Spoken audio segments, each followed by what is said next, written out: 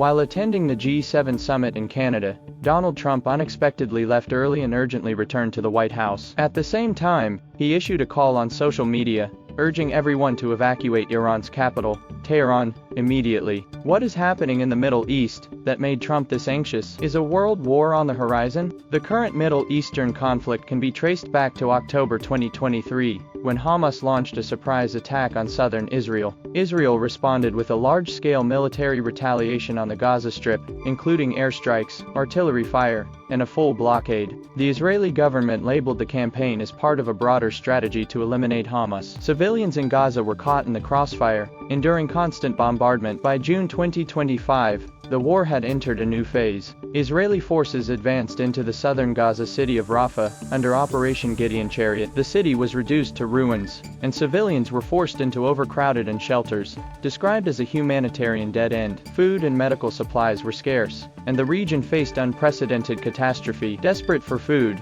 thousands of civilians risked their lives to queue for aid, only to be shot at near distribution points, sparking international outrage. This is not just a news report, it is a living humanitarian nightmare. Since the outbreak of the conflict on October 7, 2023, more than 55,000 people have died in Gaza, with over 128,000 injured. It is one of the deadliest periods in Gaza's history. Meanwhile, a new front opened as Israel launched airstrikes against Iran, claiming it was necessary to destroy Iran's nuclear and missile facilities for national survival. Iran responded with missile and drone attacks on Israeli cities and military bases, resulting in numerous casualties. Despite communication through third-party countries, and no full-scale war declared, the two sides have entered a high-intensity confrontation. Regional security continues to deteriorate. The instability in the Middle East stems from early 20th century colonial partitions and power vacuums. In 1948, with and support, Israel declared independence, displacing over 700,000 Palestinians, and sparking long-term Arab discontent.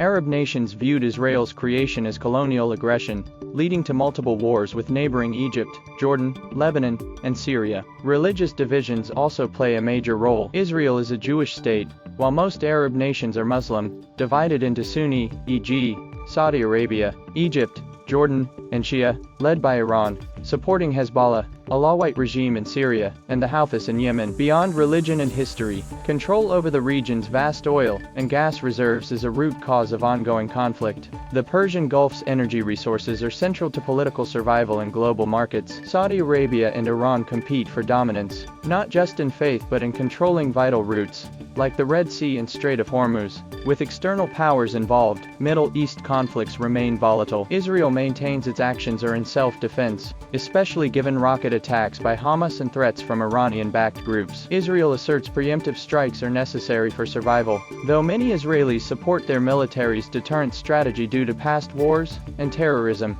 Criticism persists. Human rights groups accuse Israel of collective punishment and possible war crimes due to its blockade and indiscriminate bombings in Gaza. Strategically, some argue Israel serves as a U.S. military proxy in the Middle East. The U.S. provides significant aid and diplomatic cover, including vetoes in the UN Security Council against ceasefire or condemnation proposals. However, divisions are growing between the U.S. and its democratic allies, particularly in Europe. Spain, Belgium, and Ireland have recognized the state of Palestine and criticized Israel's military actions, imposing arms restrictions. This divergence stems from several factors. In the U.S., political support for Israel is strong due to the influence of Jewish communities, evangelicals, and defense interests. Additionally, Israel is seen as a vital pro-Western stronghold. European countries, more removed from the conflict and with significant Arab immigrant populations, face different political pressures. Meanwhile, Iran employs asymmetric warfare through proxies like Hamas and Hezbollah to undermine Israel and U.S. influence. China and Russia take a balanced approach,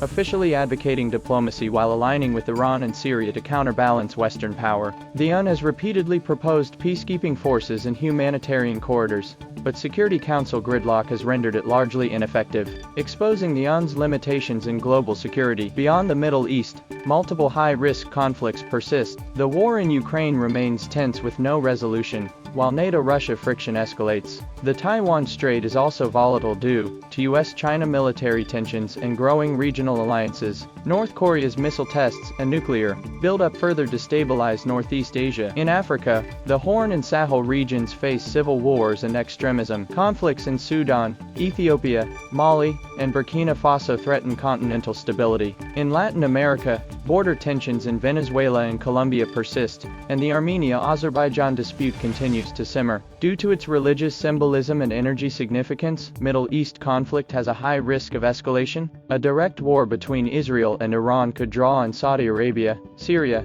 Lebanon, and Iraq, triggering US-Iran confrontation. If Russia and China deepen strategic ties with Iran, the world may enter a multi-front confrontation reminiscent of a new Cold War. This is not alarmism, but a reflection of current geopolitics. The Middle East crisis may not remain a regional issue. Without timely intervention, it could spiral into a global war, endangering civilization itself. Peace is not easily won. It requires difficult choices and collective effort. Only through international consensus and institutional engagement can regional crises be contained and prevented from engulfing the world.